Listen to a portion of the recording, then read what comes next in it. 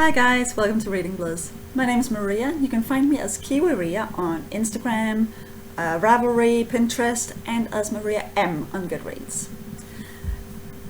I've just returned from my holidays, which is why this video is just a few days late, but August has been an awesome reading month for me. This may not look too impressive, but that's because I only actually read 4 physical books and the rest were all on my Kindle and iPad. So in order for this not to be far too long, I'll just go really quick and not say too much about each. First book I read, Grounded by Anita Jackson and Dave Jackson. I think mainly by Anita Jackson, and it was absolutely awesome. It's a companion novel, not a companion novel, it's the same universe as her Yada Yada prayer group books, which I love. This isn't quite as good. I rated it 4 out of 5 instead of 5 out of 5, but it was still definitely worth reading. I also read the next book, Derailed, on my Kindle. Haven't found that one. I don't have a cover photo of that, so I'm not going to show that. That one was mainly written by Dave Jackson, and I'm not quite as fond of his writing style, so it wasn't as good, but I'm still going to read the next books in the series. So, I have read Sacred Marriage by Garrett Thomas. Wasn't too fond of this one. He did have some good points, but he also spent a lot of time focusing on what could be considered victim blaming, that if you're not happy in your marriage you should just stay no matter what, because God might want to use it to make you holy. I understand what he's saying, and he does have a point, but to a point, please. So yeah, I'll probably give that one away. I don't think it's anything I want to read again. Tori Hayden, Somebody Else's Kids. Absolutely heart-wrenching, just like all her books are. They're quite similar, all her books, so now that I've read 5, I think that's probably it. But I've liked all of them and been really interested in the kids you get to know, and all of them want to know what happens later. But of course, since it's a memoir, it's not all wrapped up in a tight little bow, so yeah, but good book. Then, on my Kindle, for my vacation, I read, just waiting for it to load the cover image, which it apparently doesn't want to do. Anyway, I read there we go. Oh, that's not gonna work. I read The Vacationers by Emma Strout, which I had, there we go, and Emma Strout, sorry, B. There we go. I had very low expectations of this one. I expected a beach read with nothing further to it, which is basically exactly what I got, which is probably why I actually ended up really liking it. I could relate to the characters and actually found almost all of them more sympathetic near the end compared to what I'd expected at the beginning. I have been reading a lot on my iPad. First I read, thanks to Christina Horner of I Talk to Snakes, I read The Last Girlfriend on Earth. Hilarious short stories. I didn't care for all of them, of course, but the majority were really funny. I especially loved the first one, Unprotected, which is a cute story with a very unusual narrator. I also read, Gone Girl by Gillian Flynn, because apparently I've been living under a rock and haven't actually picked this up before now. Okay, I have a stained glass window ahead of me, which is, as you can see, I'm trying not to get that glare too much.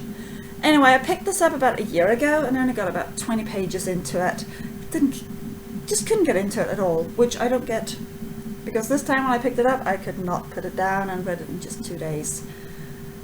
Totally unlikable characters and the most dysfunctional couple you could ever think of, but captivating writing, and I loved it. Absolutely fascinating. I also read Boom by Mark Haddon of the Curious Incident of the Dog in the Nighttime fame. That's alright. It's a children's book, which shows, and I'd probably have liked it a lot more if I'd been in the target audience. As it was, I was alright.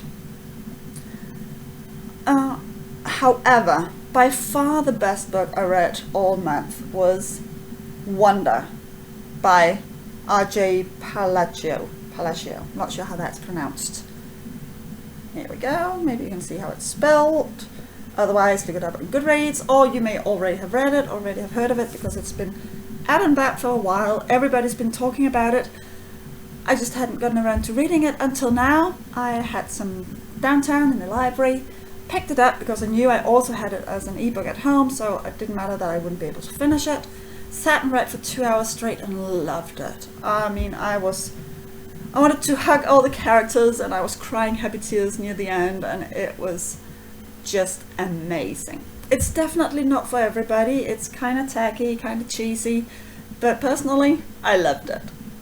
Loved it, loved it, loved it. In fact, this may be one of those books that I want to actually own as a physical book, so I can have it on my shelf, one of my shelves in my library. It's definitely best book I read. Certainly all month, possibly even in the top 5 all year. Unfortunately though, I also read the worst book I've read all month, this month. For some reason it doesn't have a cover image inside the book, so I'll just show it off here. Only Ever Yours by Louise O'Neill. Worst book I've read in a very, very long time. I gave it 1 star out of 5 on Goodreads, which it's very, very rare that I do that if I actually finish the book. But people started out being bad off, and then it just deteriorated throughout the book. I can't really go into details without giving away too much of the plot, but which might not matter because I don't recommend it anyway. But just in case, no spoilers. I didn't like it. Don't read it. Sorry. Finally, I reread Blackout by Connie Willis, and first book in a series. And don't misunderstand, this is not a standalone book. You have to have the second one all clear nearby, because it's basically one book split up in 2, sort of like Lord of the Rings. It was originally meant to be one book, but it got too long, so it got split up. Anyway, this is about a group of historians from 2060, after time travel has been invented. So of course, since time travel has been invented, if you're a historian, you do your research by traveling back to that time. And this book follows a group of historians who travel back to World War II and then discover that they can't get back to 2060. I've read it once before, loved it, so I figured it was time for a reread. So that was it. 12 books for August. Not too shabby. For September, I am hoping to get through the stack. Might be a bit optimistic considering the length of some of these, but I know I can do it. It's just a matter of whether or not I get sidetracked or I actually manage to read these. First of all, obviously, All Clear, like I said, the continuation to Blackout. I've actually already started it, about a third of the way through. It's really, really good, so this one I'll definitely finish. Next up is a book I found on my holiday. I actually don't have the real cover, this is the pseudo cover. The book itself is called S, and it's a story about a couple of people who read this book, The Ship of Theseus. Now, what I love about this book, and which is the reason why I picked it up in the first place, is that it plays around with the media in the best way possible. See this? Of course, the typewriting itself, that's a story, Ship of Theseus. But then there's margin notes. That's the 2 people reading the book corresponding with each other. And not only that, they add, let's see if I can do this without throwing everything out. They add postcards, they add newspaper clippings, they add all sorts of things to show one another and thus further the story. I've only read about, this is my bookmark, so I've only read 31 pages. I could not tell you whether or not I like the plot of The Ship of Theseus. I haven't a clue, because I just haven't gotten that far into it yet. But I'm totally fascinated about the way they tell the story and the way they play around with it, and yeah, love it. Forgot to say it's written by J.J. Abrams of Firefly fame, and he has written all sorts of movies and TV series. But yeah, definitely want to finish this one as well. I'd like to reread The Power of One. I read it when I was a teenager, but haven't read it in years, so I figured it's about time. And finally, since apparently I'm really slow, I want to read The Cuckoo's Calling by Robert Galbraith, also known as J.K. Rowling. I'm not usually that much into crime novels, which is why I haven't really felt like picking this up yet. But my parents have read it and loved it and loaned me their copy, so I figured I might as well. And finally, which reminds me that I forgot one of the books I read in August, so I'll just quickly jump back to that. Because I also finished Rising Strong by Brené Brown, and this has a horrible glare, so there's no way you can see that. There we go, that's best. Which is the first book I've ever read by her. I liked it. I thought she had some good points. I wasn't an instant fan of her because she referred a lot to her other book, Daring Greatly, which I have downloaded and will read next, so I might change my mind about her. It was a NetGalley, which reminded me that I also have a couple of other books I should read for NetGalley just to get my ratio online.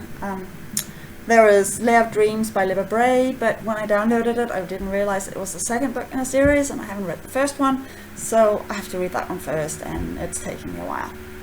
But that's my to-read list for September. Let me know if you've read any of the books and what you think of them, and I'll see you next month. Bye!